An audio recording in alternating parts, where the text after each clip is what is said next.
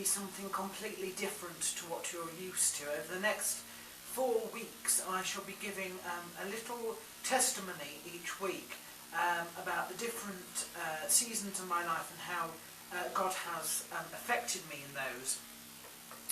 Obviously this is twofold really. Part of this is to fill the gap between my 100th blog last week and my 2-year mark, which is in 4 weeks' time. And the other part is that it's actually a prime time to do it now, as we have just entered the season of Lent in the Christian calendar. I'm going to begin with prayers. We are praying as ever for Rob, who is my sister's friend, a bomb disposal expert who is out on deployment with the British forces in Afghanistan. I also call for prayers for Brian and his family. Brian is the store manager on the forums. His nan has in fact just died this weekend. I did meet her when I went across for my first States trip, so I'm extremely saddened to hear that news, and we should definitely keep them, their family, in our thoughts and prayers. Bonnie is also somebody that I think we should keep in our prayers this week, as she's going in for some tests about the cancer thing that she's been given the all clear, but I believe this is the sort of first set of tests maybe to see that that's still the case. She's going into hospital on Wednesday, so we should remember her as well. Last week, Jason Frank, a Sucker Punch fighter, won his second match in a row, second only fight in fact, and he's won them both, so congratulations to him, in the space of about 3 weeks as well. Lee Remedios, a British fighter, also won his fight. I have my UFC 110 recap videos up, so go and check them out. Didn't do so well. I have got Dan Lozon fighting this Friday. Don't know if that's still the case, but there we are.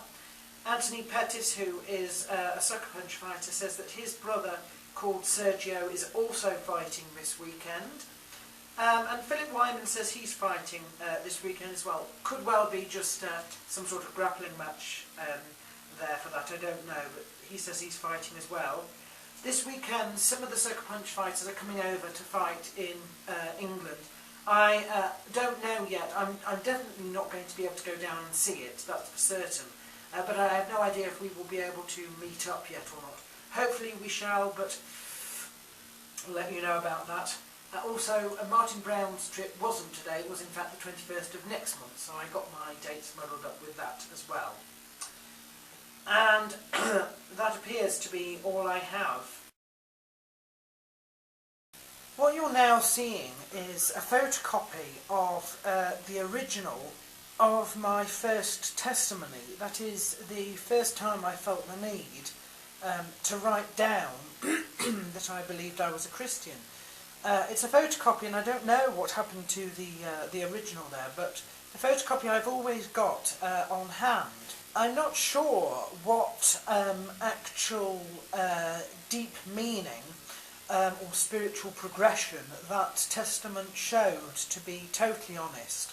It was inspired by talks that I had to my mother after a little wooden statue that she had showing 2 large hands and a little boy in the middle of them, after she broke that and the devastating effect it had on her. I also don't really know when that was written.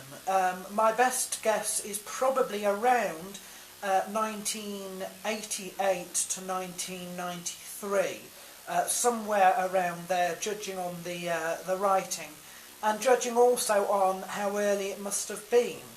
It's quite difficult for people like me who were brought up Christian to actually say when we became Christian, because there is no massive conversion, there is no before time and after time to compare it to, because it's been something that's ingrained in us from childhood. And indeed, I was taken in Lincoln to St George's Church, which is in the Swallowbeck area, and I was quite active there, attending every week.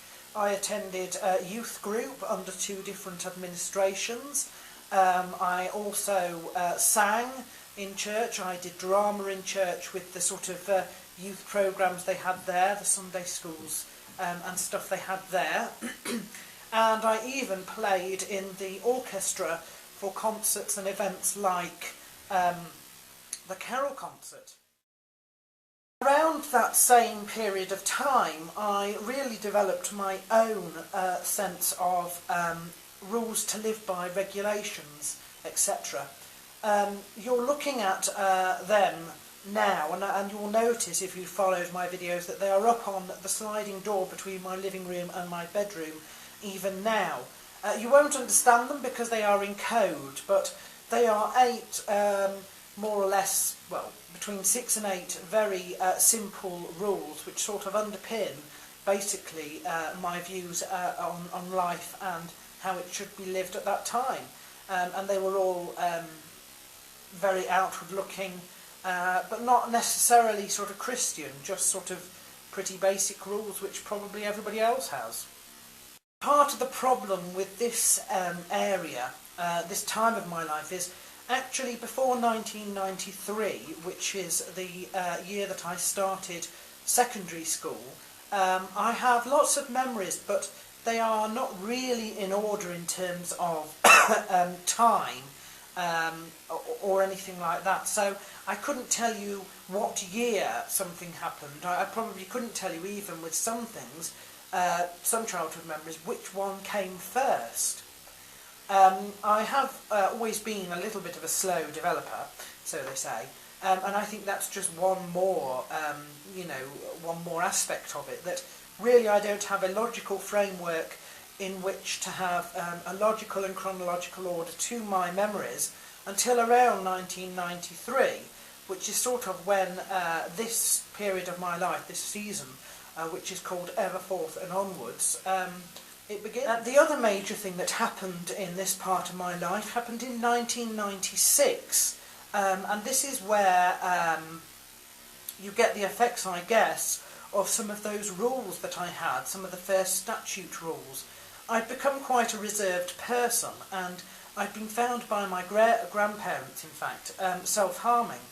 And I was taken to the second child psychologist that I saw in those days, who diagnosed me as having a form of obsessive-compulsive disorder. I'd already established that I was an extreme J on the Myers-Briggs personality type indicator, and I already it was not too much of a jump for people who knew me to say that I was extremely rigid and extremely sort of bound into all sorts of time-based schedules and stuff like that.